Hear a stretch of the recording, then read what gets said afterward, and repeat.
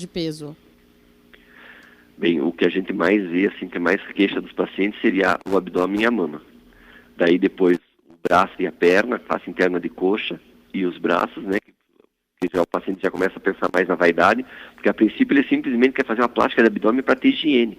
Você imaginar um abdômen avental em que a pele do abdômen fica encostando na coxa, fica dando aquela sudorese, aquela secreção horrível e até mau cheiro, né? Então, inicialmente é a barriga e a mama, e em segundo plano, daí é o braço e a coxa. E uma vez feita a cirurgia, como que a pessoa deve manter o efeito, a realização, depois de realizar a cirurgia? Então, na verdade, assim, depois que o paciente, principalmente o obeso mórbido, que ele fez a cirurgia bariátrica, ele não vai conseguir engordar de novo. Né? Ele fez a cirurgia, então ele não vai conseguir. Então, ele vai sempre ter que comer um pouquinho. O problema são os distúrbios, e às vezes até os distúrbios psiquiátricos, psicológicos, em que o paciente, embora ele coma só um pires, ele começa a comer doce. A gente tinha cliente nosso que escondia pacote de bala embaixo do travesseiro dentro do hospital. Nossa. Porque ele não consegue comer comida mesmo, sólido. Então o que ele faz? Ele chupa bala, que é doce, e aquele doce vai dissolvendo, vai entrando como se fosse uma água doce, assim, para se nutrir, sabe? Outras coisas que a gente vê, assim, doce de leite, creme de leite, qualquer doce líquido que ele consiga tomar. Então aí são os distúrbios psicológicos que a gente precisa ter o acompanhamento psiquiátrico e psicológico, né? E no caso das mulheres grávidas que ganham mais peso do que elas deveriam, como que dá para lidar com isso? Dá para fazer a cirurgia normal? Como é que funciona? 6 meses depois que parou de amamentar, aí sim que a gente vai fazer a cirurgia. Geralmente a gente espera de 4 a 6 meses, geralmente 6 meses, porque o que acontece? Na amamentação, os ductos lactóferos estão cheios de colostro ou de leite. Aí, esse ducto alargado, ele aumenta o tamanho da mama, entendeu? À medida que vai secando o leite e vai diminuindo, esses ductos vão diminuindo de tamanho e a mama vai diminuindo. Se a mama vai diminuindo, ela vai caindo. Então a gente tem que esperar ela diminuir toda, cair tudo e depois levantar. Senão você opera antes, o que vai acontecer? Você opera, ela está num tamanho. Você opera, ela vai reduzir de tamanho e aí vai murchar mais ainda, daí vai cair de novo. Doutor Alderson, entre essas técnicas mais procuradas após o emagrecimento, tem uma que é chamada de braquioplastia. O que significa? Braquioplastia vem de braço.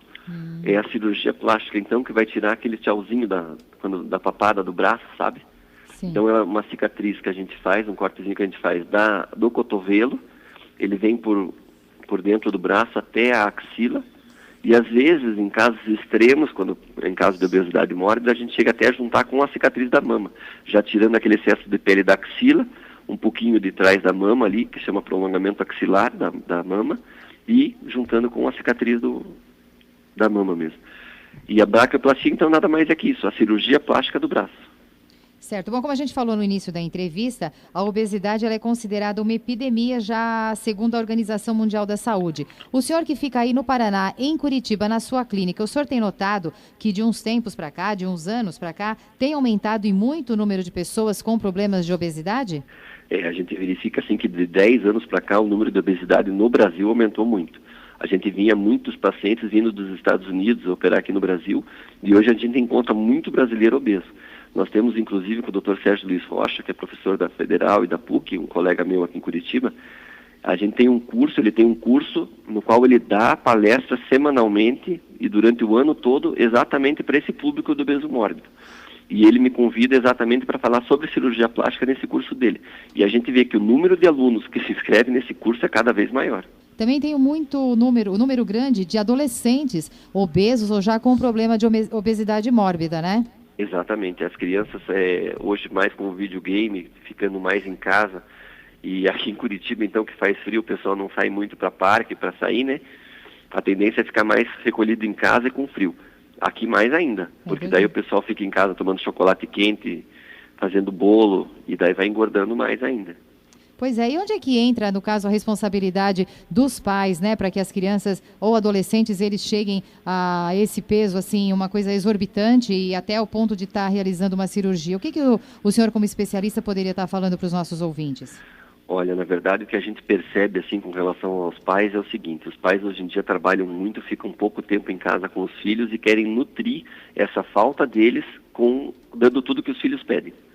Então, dando brinquedo, dando as roupas que eles pedem, caras, tênis de marca, e contrabalanceando, oferecendo alimentos também calóricos, e as crianças em casa, como não tem uma pessoa assim que fique fazendo uma dieta saudável para eles, que coma frutas, legumes, né, antes das refeições, então a criança fica em casa, o adolescente fica em casa vendo televisão, jogando videogame, tô com fome, vai lá, pega uma bolacha de recheado, cheia de gordura trans. Aí sente fome, abre um pacotinho de salgadinho, come uma bolachinha. Então eles passam o dia inteiro no refrigerante e comendo besteira, né? Em vez de comer uma fruta antes do almoço, em vez de servir o almoço direto, serve só a salada. Tem só a salada primeiro, aí come a salada. Depois de comer a salada, aí depois sim que se serve o arroz, o feijão, a carne, entendeu? E, doutor Alderson, isso acontece inclusive com muitas crianças que são, na verdade, pequenininhas. É um costume que alguns pais deixam desde pequenininhos, né? Então, como é que eles podem lidar, por exemplo, se tem um pai ou uma mãe que eles trabalham o dia inteiro, como é que eles podem lidar com uma criança que já está criando esse vício, esse hábito de ficar comendo essas porcariazinhas, né, como a gente costuma chamar? Uhum. O mais importante é assim, você antes dos 5 anos de idade, você determinar a alimentação da criança. Até os 5 anos de idade, a criança está formando células gordurosas. Então, ela está formando células gordurosas grandes já e um grande número de células gordurosas. Depois dos 5 anos de idade, a criança começa a aumentar os números de células gordurosas que ela tem. Ou seja, a criança até os 5 anos de idade que é gorda, ela vai ser sempre gorda, porque ela tem muita célula gordurosa. A criança que engordou depois dos 5 anos de idade, ela pode ficar magra, porque ela tem um número menor de células que são células grandes. Se ele emagrecer, essas células vão diminuir de tamanho. Agora, aquele gordinho, que é gordinho até os 5 anos de idade, ele tem um número grande de células. Por mais que as células reduzam de tamanho, ele tem muita célula gordurosa, então é mais difícil dele emagrecer. O importante, então, seria você determinar a alimentação até os 5 anos de idade.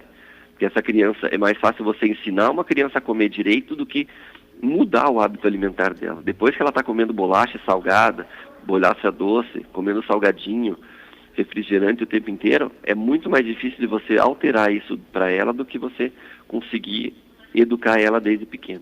Tá certo, doutor Alderson, muito obrigada, viu, pela sua participação, e já fica até um convite para uma próxima oportunidade de o senhor falar aqui com a gente no Bom Dia Gazeta. Será um prazer. Conversamos com o doutor Alderson Luiz Pacheco, especialista em cirurgia plástica.